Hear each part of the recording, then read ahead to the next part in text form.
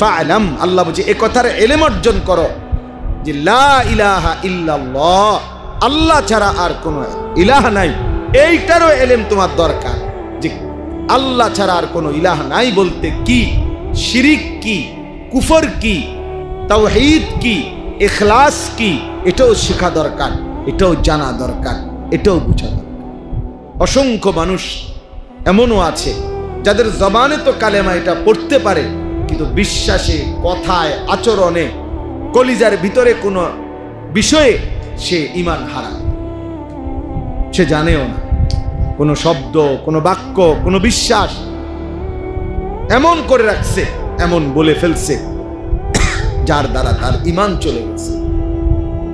অথচ সে মুখেও এখনো পড়তে পারে লা ইলাহা ইল্লাল্লাহ, এটা কইতে পারে, কিন্তু বাস্তবে তার কি নাই? ঈমান নাই, তার তো খবরই নাই।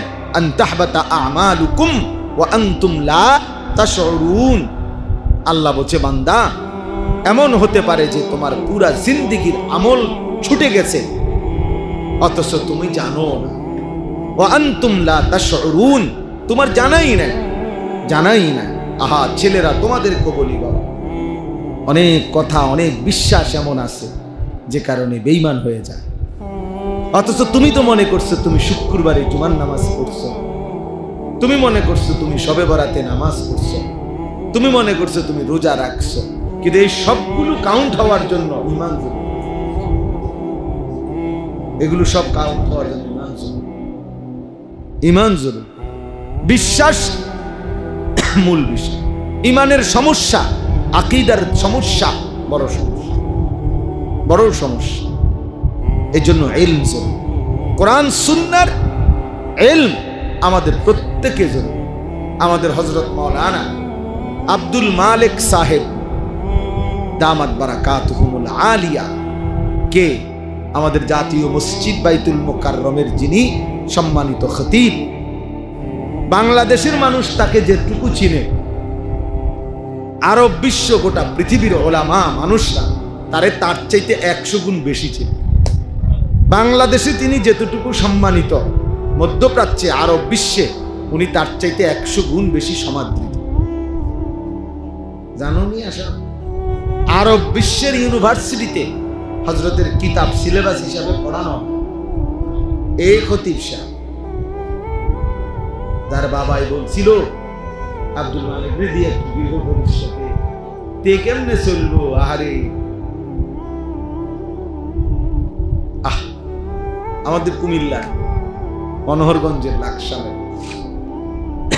হুজুরের বাড়ি। আমি গত 6 মাস আগে ওনার বাড়ির সামনে ওয়াজ করে আসছি। ওনাদের বাড়িটা দেখতে গেছি, ছোট্ট একটা বেড়ার ঘর, ভাঙা সোনা। অথচ উনি সারা পৃথিবী বিখ্যাত, পৃথিবী বিখ্যাত। আমি এখন মাওলানা ইয়াহিয়ারে বলছি, পুকুরের পানি লড়লে তো পুরাটাই লড়ে, বোঝা যায়। মহাসাগরের নিচে অনেক ঝড় তুফান তোলপার হয়, উর্ফি দিয়া তাকাইলে মনে হয় পানি একদম শান্ত, কিন্তু ভিতরে তুফান চলতেছে। তা আমাদের বাংলাদেশে তো আমরা অনেকে অনেক বক্তারে মনে করি, এবারে সব বক্তা।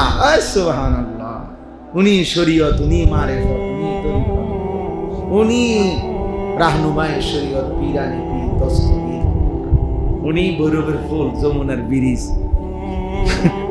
কাঁটা বালিশ, লোড়া বদনা, সব সব বক্তা। মানে একজন মানুষের কাছে হয়তো একটু পরিচিত হয়েছে, আল্লাহ করাইছে। এবার যত সাপ সবল, এইবার সার ডালাই বক্তা সাজাইতে হবে। এইবার মোটরসাইকেল কিনছে, এটার দোয়া, এটা ওই বক্তা, বক্তা একটা মোটরসাইকেলের দোয়াও দিতে, যার যত মুশকিল সব কিছু নেই। অথচ আপনার বাস্তবতা হল এমন অসংখ্য আলেমে দ্বীন আছে যাদের ভেতরে সাগর মহাসাগরের ঢেউ চলতেছে, কিন্তু পৃথিবীবাসী টেরও না, পৃথিবীবাসী জানেও না। একটা জিনিস মনে রাখতে হবে, আল্লাহ তাআলার দুইটা সিফাত, আয-যাহির আল বাতিন। আয-যাহির মানে যিনি প্রকাশকারী, আল বাতিন মানে যিনি গোপন করে রাখেন। আবৃতকারী। তো আল্লাহ তাআলার সিফাতগুলো আল্লাহ বান্দার উপরে তার বহিঃপ্রকাশ করে। যেমন আল্লাহ গফুর, তো আল্লাহ বান্দার উপরে তার মাগফিরাতটা কি করে? বহিঃপ্রকাশ করে, মানে মাফ করে দেয়। আল্লাহ তাআলা আজিজ, শক্তিশালী, তো আল্লাহ তাআলা তার সৃষ্টির উপরে তার শক্তিটাকে কি করে? বহিঃপ্রকাশ। কথাটা বুঝছেন কিনা? তুমি বুঝো কমপক্ষে বেটা ইলিয়াস। তো আল্লাহ তাআলা তার নামের সিফাত তার সৃষ্টির উপরে কি করে? বহিঃপ্রকাশ করে। ঠিক আল্লাহর দুইটা নাম, আয-যাহির যিনি প্রকাশ করেন, আল বাতিন যিনি গোপন রাখেন, আবৃতকারী। তো আল্লাহ তাআলাও তার বান্দাদের মধ্য থেকে এই দুই নামের আলোকে কাউকে তিনি প্রকাশ করেন, কাউকে তিনি গোপন। এটা আল্লাহ তাআলার কুদরত। যারে তিনি প্রকাশ করছেন তো তারে আল্লাহ তাআলা আয-যাহির নাম থেকে দিয়েছেন, যারে তিনি গোপন রাখছেন তারে আল্লাহ। পৃথিবীকেও চিনছে না আর কি। হাসরের ময়দানে দেখা যাবে বাদশাহ, বাদশাহ। তখন বাকিরা এই যারা স্লোগান দিছে তারা গো ইন্না লিল্লাহ, কি দরা খাইলাম, স্লোগান দিলাম কারে? বুজুর্গ কেনা, বুজুর্গ তো বড় না, হায় হায় কি ভুল করলাম। এই জন্য আল্লাহ তাআলা তার উভয় নাম জাহের করে, আল্লাহ প্রয়োগ করে, বহিঃপ্রকাশ করে। এই জন্য কাউকে যদি পৃথিবী খুব চেনে তার জন্য শুকর আদায় করা, কাউকে যদি কেউ না চেনে তার জন্য শুকর আদায় করা। সারা দুনিয়া চিনুক বা না চিনুক, আমার মালিক চিনে কিনা সেটা হলো দেখার। আমরা ওই বুজুর্গরা যারা আল্লাহর ওলিরা তো সাদামাঠা উদাহরণ দেয়। আমার মনে আছে আমি ছাত্র জীবনে বয়ানে শুনছি, বুজুর্গ ওলামায়ে কেরাম তো ওই বলছে উদাহরণ দিতে গিয়ে যে নতুন বউ মেয়েরে তার বিয়ে, তো তার বান্ধবীরা তারে নতুন করে সাজাইতেছে, কাপড় টাপড় গহনা দিয়ে, হ্যাঁ, তারা খুব সুন্দর করে তারে নতুন বধূ, নতুন বউ হিসাবে সাজাইছে। সাজাইয়া সবাই বলতেছে যে মাশাআল্লাহ, তোকে না দারুণ দেখাচ্ছে, খুব সুন্দর হয়েছে, হ্যাঁ, শাড়িটা খুব চমৎকার হয়েছে, ওড়নাটা খুব সুন্দর হয়েছে। এভাবে সবাই প্রশংসা করতেছে, কিন্তু ওই মেয়ে কাঁদতেছে। তো সব বান্ধবীরা বলতেছে যে এত সুন্দর সাজে তোকে আমরা সাজাইলাম, তো তারপরও তো কাঁদতেছো কেন? আমরা সবার কাছে এত সুন্দর লাগতেছে, আমরা সবাই বলতেছি। তখন ওই কন্যা নববধূ মেয়েটা তখন বলছে, বান্ধবীরা তোমরা সবাই সুন্দর লাগছে এটা বললে কি লাভ হবে? যার জন্য আমারে সাজাইছো সে যদি আমাকে সুন্দর না বলে, সে আমাকে সুন্দর বলবে কিনা, তার কাছে পছন্দ হবে কিনা, এটা না মূল দেখার বিষয়। তাইলে গোটা পৃথিবীবাসী তো আমারে নিয়ে লাফালাফি করছে, তোমারে নিয়ে লাফালাফি করছে, হ্যাঁ, কিন্তু আরশে আজিমের মালিক তিনি পছন্দ করলেন কিনা এটা না দেখার বিষয়, এটা না দেখার বিষয়। মানুষ তো হইছে 50,000, কিন্তু আরশে আজিমের কি খবর? মানুষ তো হইছে 5 লাখ, বুঝলাম, কিন্তু আসমানে কি হইছে সেটা না দেখার বিষয়। আল্লাহ তাআলার কাছে গ্রহণযোগ্য হয়েছে কিনা সেটাও তো দেখার বিষয়। তাহলে আজকে আমি এই সবকের কারণে এই কথাটা বললাম। ছেলেরা, বাবারা, তোমাদেরকেও, যারা মাদ্রাসার ছাত্র, তোমাদেরকেও বলি, বাপ, এ গোটা পৃথিবীর যত চাকচিক্য, বিলাসিতা, যার যত নাফরমানি, খামখেয়ালি, কেউ মোবাইল টিপতেছে, কেউ চুলের ফ্যাশন করতেছে, কেউ মোটর সাইকেল চলাইতেছে, কেউ 14 বছর বয়সে বাঁধনহীন, কোনো বাঁধন নিষেধ নাই, আনন্দ ফুর্তি মজা করতেছে, নারী, ছবি, অশ্লীল দৃশ্য, নাচ গান, বেহায়াপনা, অসভ্যতা, নোংরামি, যা মন চায় তাই করতেছে। তোমরা তালিবে ইলম এই আস্ফালন, এই নাফরমানদের এই নড়াচড়া দেখা ভুল কইরো না, বোকামি কইরো না, বরং তুমি আফসুস কইরো না যে আরে আমি যদি এমন স্বাধীনতা পাইতাম তাইলে আমিও তো একটু মজা করতে পারতাম। মাদ্রাসার কারণে, আল্লাহর কোরআন পড়ার কারণে আমি তো আর এগুলা পারছি না। না বন্ধু, এটা মনে রাখতে হবে, এই বাইরের এই লাফালাফি ফালাফালি গুনার এই আবরণ, এরা মূলত প্রত্যেকেই অভিশপ্ত। তুমি আল্লাহর কোরআন নিয়ে আছো, তুমি কেবল মালিকের কাছে দামি, তুমি মালিকের কাছে দামি। ওরে অভিশপ্ততার কারণে, আল্লাহ তাআলার নারাজির কারণে ওদের দ্বারাই নাফরমানি হচ্ছে। আর আল্লাহ তাআলার পছন্দের কারণে তোমার হাতে আল্লাহর কোরআন উঠছে, আল্লাহর কোরআন উঠছে। হ্যাঁ হ্যাঁ, এই এখনো আজকেও মাগরিবের নামাজ পড়ছি যেই জায়গায়, মাগরিব, হ্যাঁ মাগরিবের নামাজ পড়ছি যেখানে, তো নামাজের সালাম ফিরাইয়া আবার নামাজ পড়ছি। এখন সালাম ফিরাইয়া আবার পড়ছি সিরাতাল মুস্তাকিম, এক আছে ইহদিনা সিরাতাল মুস্তাকিম, তারবারে মুস্তাকিম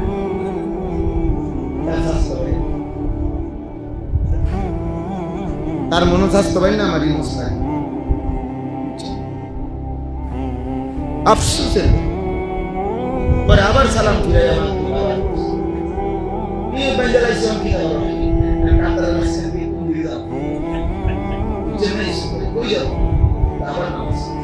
সাথীদেরকে বলছি আবার পড়ে। হ্যাঁ বেটা, আল্লাহ তাআলার কোরআন কালামে এটুকু শুদ্ধ করতে পারে না ওই জীবন, কি পরিমাণ অভিশপ্ত জীবন, যাকে আল্লাহ তাআলা জবান দিয়েছেন, যিনি দিলেন জবান, যার জিহ্বা, যার চোখ, যার নাক, যার কান, আহা, তার নামটাই সুন্দর পড়তে পারে না, তার কথাটাই পড়তে পারে না, সেই মালিকের চিঠি আল্লাহর কোরআন, হ্যাঁ, সেই রসুলের চিঠি হাদিস, এটাই যে পড়তে পারে না, সে আর জীবনে কি বললো এই জিহ্বা দিয়ে? একটা মজার কথা শোনো, আমার কাছে একটা উর্দু সরা আছে, তাকরীরে বুখারী, আমরা ছাত্র জীবনে পড়ছি। শেখুল হাদিস হযরত মাওলানা জাকারিয়া রহমতুল্লাহ আলাইহি, এই উনাকে, যার নাম আমি একটু আগে বললাম, উনারে একবার প্রশ্ন করছে যে হযরত রাসূলুল্লাহ সাল্লাল্লাহু আলাইহি ওয়াসাল্লামের এক একটা হাদিস কতবার পড়া উচিত, কতবার পড়া উচিত? হযরত তখন উত্তর দিছে, ওই উর্দু কিতাব আছে, প্রিয়তমের চিঠি কতবার পড়া উচিত। ভালোবাসার মানুষ যখন চিঠি দেয়, আগের দিনে তো চিঠি ছিল, তো ভালোবাসার মানুষ যদি চিঠি লেখে, সেই চিঠি কয়বার পড়ে? কয়বার পড়ে? একবার পড়ে ফেলে দেয়? 1000 বার পড়ে, 100 বার। প্রিয়তমের মেসেজ কতবার পড়ে? বারবার। তো রাসূলুল্লাহ সাল্লাল্লাহু আলাইহি সাল্লামের হাদিসও তো এভাবে 1000 বার, লাখো বার পড়া উচিত। রবের কালাম বারবার পড়া উচিত। আমার শায়েখ আল্লামা মুফতি মুশতাকুন নবী কাসিম হুজুর রে, আমি যখন মাদ্রাসার ছাত্র ছিলাম, এরপরে ফারেগ হইলাম, না হয়তো আজকে কমপক্ষে 20 থেকে 22 বছর টানা আমি উনারে দেখতেছি।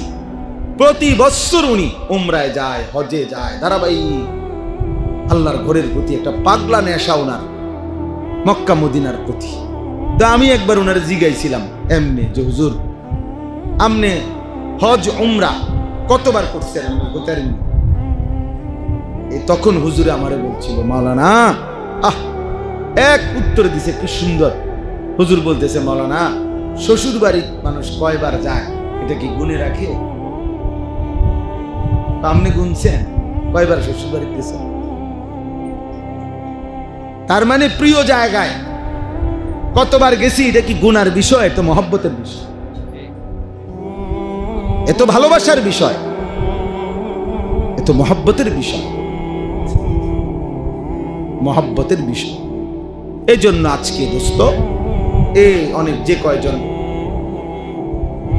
জেনারেল বা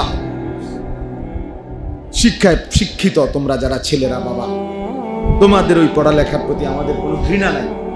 আমরাও জেনারেল লাইনে পড়ছি, কিন্তু শুধু একটাই অনুরোধ, কোরআনুল কারীমের এই সবক আমি আজকে রাজাবাড়ি মাদ্রাসার এই সবকে এটা বলব যে তোমরাও সবাই এবং আপনারা যারা কোরআন শরীফ পড়তে পারেন না প্রত্যেকেই নিয়ত করেন, এই জবান আল্লাহর দেওয়া, এই চোখ আল্লাহর দেওয়া।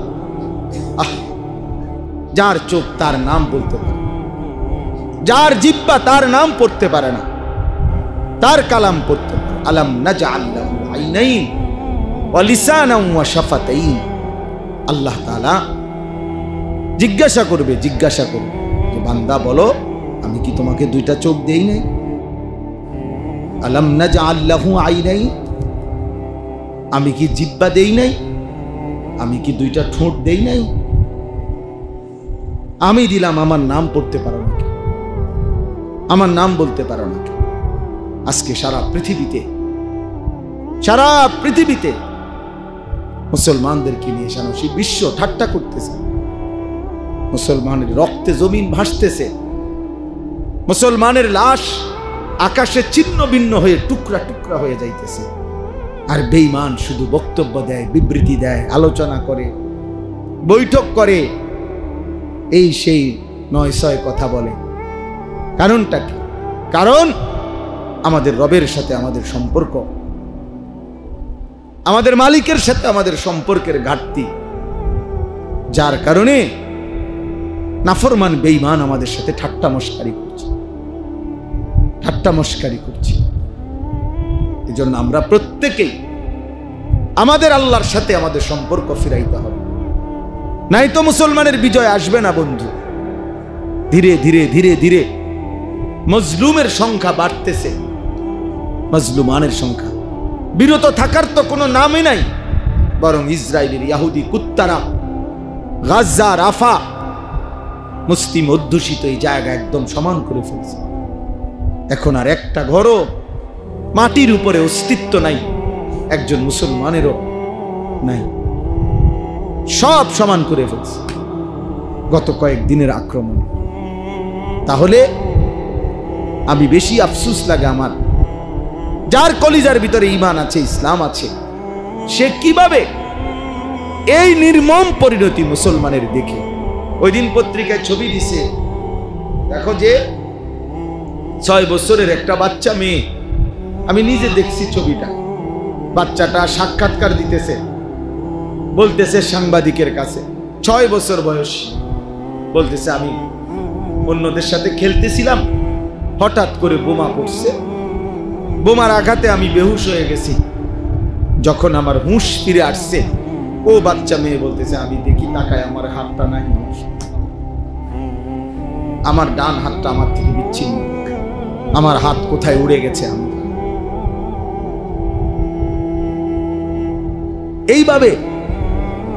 এইভাবে জলজ্জান্ত 3 বছরের 10 বছরের মাসুম নিষ্পাপ বাচ্চা যারা হত্যা করে, তারা তো কুত্তাও হইতে পারে না, মানুষ তো দূরে থাক, এরা তো কুত্তাও না। ইসরায়েলের এই বেঈমানগুলো, নেতানিয়াহুর এই অনুসারীগুলো, কিন্তু তারা এইভাবে মুসলিম নিধন করছে। আর আমাদের ছেলেরা, আমাদের মুসলমান ছেলেরা এখনো আগের মতোই চুল, চেহারা, মোবাইল, নারী, ছবি, অশ্লীল দৃশ্য, এত পাষাণ যে এক ফোঁটা চোখের পানি। আয় হায় হায়, জালেম! কেমনে এত বড় জালেম হইলি বেটা, কেমনে এত বড় জালেম হইলি? একই সময়ে পৃথিবীতে যখন, এটা তো ঘটনা যদি এমন হইতো যেটা রূপকথা, গল্প, পিছনের কোনো কাহিনী, এটা তো এই মুহূর্তের চলমান বাস্তবতা। পৃথিবীর এই ছোট্ট পৃথিবীর এক পাশে যখন মুসলমানের রক্তে লাশে জমিন গড়াগড়ি খাচ্ছে, আর আমাদের ছেলেরা এক ওয়াক্ত নামাজও পড়ে না, সারা দিন মোবাইল থেকে চোখটাও ফিরায় না। কেমনে জাতি টিকবে? কিভাবে ঠিক? এই জন্য এই অল্প কয়েকজন আমরা যারা আসছি, 1 নম্বর তালেব ইলম, তোমাদের কথা শেষ, তোমাদের কথা বলছি আমি। কোরআন এবং সুন্নাহর ইলম এটাই শ্রেষ্ঠতম ইলম। অতএব গোটা পৃথিবীর নাসক লাফাক, গোটা পৃথিবী বেহায়া উলঙ্গপনা হয়ে যাক, তুমি ওইখানে দাঁড়াইয়াও বলবা লা ইলাহা ইল্লাল্লাহ। अगरचे बुत है जमात की आस्तीनों में, मुझे है हुक्म खुदा ला इलाहा इल्लल्लाह। আমি শুধু আল্লাহকেই মানি, আমি দ্বীন মানি, আমি কোরআনই মানি, আমি রাসূলুল্লাহ সাল্লাল্লাহু আলাইহি সাল্লামের হাদিসকেই মানি। আমার আব্বা, আমার মনে আছে, আমি যখন এসএসসি দাখিল পাশ করছিলাম 1998 সালে সায়েন্স বিজ্ঞান বিভাগ থেকে, সারা বাংলাদেশে ফার্স্ট হয়েছিলাম, সমগ্র বাংলাদেশে 1 নাম্বার। তো অনেকেই আব্বার মুসল্লিরা কুমিল্লা শহরে আব্বারে বলছিল, হুজুর আপনার এই ছেলেটারে জেনারেল লাইনে পড়ান, বড় কিছু হবে, তার রেজাল্ট ভালো, মেধাবী, ইত্যাদি ইত্যাদি। আমার আব্বা বলছিল যে আসমান যদি ভাঙ্গা আরেকবার হয়, জমিন যদি উল্টাইয়া আবার ভাও হয়, হইতে পারে, কিন্তু আশরাফ, আমি আলী আশরাফ আমার আব্বার নাম, এই যে আমার নামে আশরাফি, এটা আমার আব্বার নাম। তো আমি আলী আশরাফ যে সিদ্ধান্ত নিছি, আমার সন্তান যতগুলো সবগুলো দিন শিখবে, এখান থেকে আমি এক চুল নড়ব না, এক চুল নড়ব। হ্যাঁ, এই জন্য আমরা প্রত্যেকেই দিন শিখি। তোমরা আর যারা তোমরা এমনি আসো, ছেলেরা বাবারা, সবার কাছে অনুরোধ করছি, আমরা মুসলমানদের এই নির্মম করুণ হালাতে আমাদের বিবেকের কাছে, এটা একজনকেই বললাম, আমি একজনকেই বলি, এটা আমাদের দাবি, এটা আমাদের বিবেকের দাবি। এখন আমরা আল্লাহর কাছে কান্না করব, কমপক্ষে চোখের পানি ফেলা, আল্লাহকে সেজদা করা, আল্লাহর দিকে ফিরে আসা, আল্লাহর দিকে ফিরে আসা। আল্লাহ তাআলা এখানে 3টা আমল বলছেন, এই সংক্ষেপ কথা শেষ। আল্লাহ বলছেন যে হে রাসূল সাল্লাল্লাহু আলাইহি ওয়াসাল্লাম, ফজরের নামাজ সহ আপনি 5 ওয়াক্ত নামাজ যত্নের সাথে আদায় করুন। 2, রাত্রি গভীরে তাহাজ্জুদ নামাজ আদায় করুন। 3, বেশি বেশি আমি আল্লাহ তাআলার কাছে দোয়া করতে থাকুন। এই 3টি আমল যদি ঠিকমতো করেন, ফজর সহ 5 ওয়াক্ত নামাজ, রাত্রি গভীরে তাহাজ্জুদ নামাজ, আর বেশি বেশি দোয়া, তো আমি আল্লাহ ওয়াদা দিলাম, যা আল হাক্কু ওয়া যাহাকাল বাতিল, তাহলে হকের বিজয় হয়ে গেল, বাতিলের পরাজয় হয়ে গেল। অর্থাৎ এমন মুমিনদের হাতে আমি আল্লাহ তাআলা বিজয় তুলে দেব, বাতিলের পরাজয় দিয়ে দেব। তাহলে আল্লাহ তাআলা আমাদের বিজয়ের জন্য, সফলতার জন্য, আমাদের কামিয়াবির জন্য নামাজকে মাধ্যম বানাইছেন, তাহাজ্জুদকে মাধ্যম বানাইছেন, দোয়াকে মাধ্যম বানাইছেন। আমরা যদি 5 ওয়াক্ত নামাজ ছেড়ে দেই, আমরা যদি আল্লাহর কাছে ডাকা ছেড়ে দেই, চোখের পানি ফেলা বন্ধ করে দেই, আমাদের বিজয় কোত্থেকে আসবে বলো ভাইয়া? 1948 সালে ফিলিস্তিন, এই ইসরায়েল জুলুম শুরু করছে। আজকে 77 বছর মুসলমানরা নির্যাতিত ফিলিস্তিন। এই 77 বছরে কত মিটিং, কত ফিটিং, কত গোল টেবিল, কত বৈঠক, কত আলোচনা, কত কিছুই করলো, কিন্তু ফিলিস্তিনের সমস্যা সমাধান হয় না। কারণ কলিজার ভিতরে বেঈমানদের যেহেতু সিদ্ধান্ত এই সমস্যার সমাধান করবে না, এজন্য মৌখিক কোনো কথা দিয়ে আর কি হয় না, সমাধান হয় না। তুমি যেহেতু ঘুমে সজাগ, এমনি চোখ বন্ধ করে রাখছো, তো তোমার উড়াইব কেমনি? তুমি ঘুমে থাকলে না সজাগ করা যাইতো, তুমি তো ঘুমে না, তুমি তো সজাগই। তুমি ইচ্ছা করে না চোখ বন্ধ করে রাখছো, এই জন্য না তোমার যতই ডাকে তুমি চোখ খোলো না। অথচ যদি বাস্তবিক ঘুমে থাকতে, তাইলে তো জাগানো চাই। আমাদের ওদের হালাত আছে, ওরা তো ইচ্ছা করে সিদ্ধান্ত নিয়ে রাখছে মুসলমানকে নিশ্চিহ্ন করে দিবে। এই জন্য মৌখিক কোনো বিবৃতি দিয়ে এগুলার সমাধান হবে না। আমাদের আল্লাহর সাথে সম্পর্ক, আমাদের জিহাদ ফি সাবিলিল্লাহ, আমাদের রক্ত, আমাদের জীবন বিলিয়ে দেওয়া, শাহাদাতের খুন, এর মাধ্যমে ইনশাআল্লাহ বিজয়ের পতাকা উড়বে, ইনশাআল্লাহ অবশ্যই উড়বে, কোনো সন্দেহ নেই। আমি এই মাত্র মাওলানা ইয়াহিয়াকে বলছি, ইয়াহিয়া মনে রাখবা, যদি কোনোদিন শুনো ফিলিস্তিনে আর একজন মানুষও মুসলমান বাইচা নাই, একজনও নাই, তারপরও খোদার কসম এ কথা যে এরপরও বলতে হবে বিজয় মুসলমানের হবে। বলে কেমনে? না কেমনে এই ব্যাখ্যা আল্লাহ আমাদেরকে দিতে হবে, এটা আল্লাহ বাধ্য না, বরং আল্লাহ তাআলা দেখাবে বিজয় কেমনে। আমাদের বছর শুরু এখন কওমি মাদ্রাসা, এটার একটা কারণ এটা, অর্থাৎ রমজান মাসে যেন আলাদা পড়ালেখা কোনো চাপ না থাকে, শুধু আল্লাহর ইবাদত, শুধু একাকিত্বে নিজের ব্যক্তিগত ইনফেরাদি ইবাদত।